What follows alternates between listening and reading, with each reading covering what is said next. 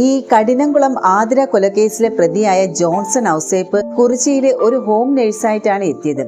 December 7-നാണ് അയാൾ അവിടെ ഒരു ഹോം നേഴ്സായിട്ട് വന്നത്. അന്നു മുതൽ അവിടെ ഒരു വീട്ടിലെ വയോധികന്റെ പരിചരണത്തിലായിരുന്നു. ഭാര്യയും മകനും മരിച്ച ഈ ഒരു വ്യക്തിയുടെ മകളാണ് ഈ ഒരു ജോൺസനെ അച്ഛന്റെ പരിചരണത്തിന് വേണ്ടി അവിടെ നിയോഗിച്ചതും. എന്തായാലും ഈ ഒരു വീട്ടിൽ നിന്നാണ് ജോൺസൺ കഠിനംകുളത്ത് എത്തിയതും ആതിരയെ കൊന്നു തള്ളിയതും എന്നുള്ള വാർത്തകളാണ് പുറത്തു വരുന്നത്. വീട്ടിലെത്തി ആതിരയിൽ നിന്ന് ചായ വാങ്ങി കുടിച്ച് ഈ ഒരു ജോൺസൺ പിന്നീട് ക്ലോറോഫോം ഉപയോഗിച്ച് ആതിരയെ മയക്കി എന്നുള്ള ഒരു നിഗമനവും പോലീസ് പറയുന്നുണ്ട്. ഈ ഒരു ഹോം നേഴ്സ് എന്ന തരത്തിലുള്ള ആ ഒരു ജോലി സാധ്യത ഉപയോഗിച്ചാണ് ഈ ഒരു ക്ലോറോഫോം അടക്കം ഇയാൾ കൈക്കലാക്കിയത്. അതിനുശേഷം ഇയാൾ തിരിച്ച് കുറിച്ചിയിൽ എത്തുകയായിരുന്നു. തുടർന്ന് ഇന്നായിരുന്നു പോലീസ് പ്രതിയെ സ്ഥിരീകരിച്ചത്. ഇതോടെ മാധ്യമങ്ങളിലെ ഇയാളുടെ ഫോട്ടോ എത്തിയപ്പോഴാണ് ഈ ഒരു കുറിച്ചിയിലെ വയോധികന്റെ മകൾ ജോൺസനെ തിരിച്ചറിഞ്ഞതും. അവരുടനെ തന്നെ വാർഡ് മെമ്പറെ ഈ ഒരു വിവരം അറിയിച്ചു. മെമ്പറാണ് ചിങ്ങവനം പോലീസിനെ ഈ ഒരു വിവരം അറിയിച്ചത്. അങ്ങനെയാണ് ഈ ഒരു പോലീസ് ഈ ഒരു വീട് വളഞ്ഞിട്ട് ഈ ഒരു പ്രതിയെ പിടിച്ചത്. പ്രതിയെ പിടിച്ചപ്പോഴാണ് അയാൾ താൻ വിഷം കഴിച്ച കാര്യം പോലീസിനോട് പറയുന്നത്. എന്തായാലും അതിനുള്ള അടിയന്തര ചികിത്സ ഈ ഒരു പോലീസ് നൽകുകയുണ്ടായി. ഗുരുതര ആരോഗ്യ പ്രശ്നങ്ങൾ ഉണ്ടാകും മുൻപ് തന്നെ ഒരു ചികിത്സ നൽകിയത് ഈ ഒരു ഘട്ടത്തിൽ നിർണായകമാവുകയായിരുന്നു. എന്തായാലും ഇതോടെ കഠിനംകുളത്തെ കൊലയിലെ എല്ലാ ചുരുളുകൾ അഴിയുമെന്നുള്ള കാര്യം ഉറപ്പായി.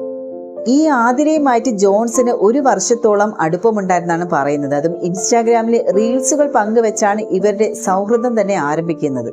ഭർത്താവും 2-ാം ക്ലാസ്സിൽ പഠിക്കുന്ന മകനുമുള്ള ആതിരയെ ഒപ്പം വരാൻ ഈ ഒരു ജോൺസൺ നിർബന്ധിച്ചിരുന്നു.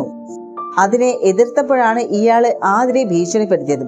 പോരാതെ തന്നെ ഇയാള് 1.5 ലക്ഷം രൂപ പലതവണയായിട്ട് ഈ ഒരു ആതിരയിൽ നിന്ന് വാങ്ങിയിരുന്നു എന്നാണ് പറയപ്പെടുന്നത്. കൊല്ലപ്പെടുന്നതിന് 3 ദിവസം മുൻപ് 2500 രൂപ ആതിര നൽകിയതായിട്ടുള്ള ഒരു വിവരവും കൂടെ പുറത്തു വന്നു. 5 മാസത്തിനിടെ പലതവണ കഠിനംകുളത്ത് ജോൺസൺ വന്നിരുന്നു. പെരുമാതുറയിലെ ലോഡ്ജിലെ മുറിയെടുത്ത് താമസിച്ച ഈ ഒരു പ്രതി സംഭവത്തിന് ശേഷം മുറി ഒഴിഞ്ഞ് ആതിരയുടെ സ്കൂട്ടറിലാണ് ഇയാൾ കടന്നു കളഞ്ഞത്. പിന്നീട് ചിറയൻകീഴ് റെയിൽവേ സ്റ്റേഷനിൽ എത്തിയ പ്രതി ഈ ഒരു ട്രെയിനിൽ കയറി കോട്ടയത്ത് എത്തുകയും ചെയ്തു. ചിറയൻകീഴിൽ നിന്ന് തിരുവനന്തപുരത്തേക്കാണ് ഇയാൾ പോയത്. അതിനുശേഷം കോട്ടയത്ത് എത്തുകയായിരുന്നു. ഒരുപക്ഷെ ഇതെല്ലാം പോലീസിനെ തെറ്റിദ്ധരിപ്പിക്കാനായിരുന്നു. 7 മാസം മുൻപ് ജോൺസനെ കുറിച്ച് ആതിര പറഞ്ഞിരുന്നതായും ഭർത്താവ് രാജേഷും പോലീസിനോട് വെളിപ്പെടുത്തുകയുണ്ടായി. കഴിഞ്ഞ ദിവസം രാവിലെ 11:30-യോടെയാണ് ആതിരയെ ഭർത്തൃ വീട്ടിൽ കുത്തേറ്റ് മരിച്ച നിലയിൽ കണ്ടെത്തിയത്. രാവിലെ 5:30-യോടെ അമ്പലത്തിൽ പൂജയ്ക്ക് പോയ രാജേഷ് മടങ്ങിയെത്തിയപ്പോഴാണ് ഈ ഒരു സംഭവം കാണുന്നത്. ഇൻസ്റ്റാഗ്രാമിൽ 12,000-ഓളം ഫോളോവേഴ്സ് ഉള്ള ആളാണ് പ്രതി ജോൺസൺ. ഇയാളെ കുറിച്ച് പറയണമെങ്കിൽ ഇയാൾ വിവാഹമോചിതനാണ്. എറണാകുളം ചെല്ലാനത്ത് നിന്നാണ് ഇയാൾ വിവാഹം ചെയ്തത്. വിവാഹമോചനത്തിന് ശേഷം മുൻ ഭാര്യ വിദേശത്താണ് താമസിക്കുന്നത്.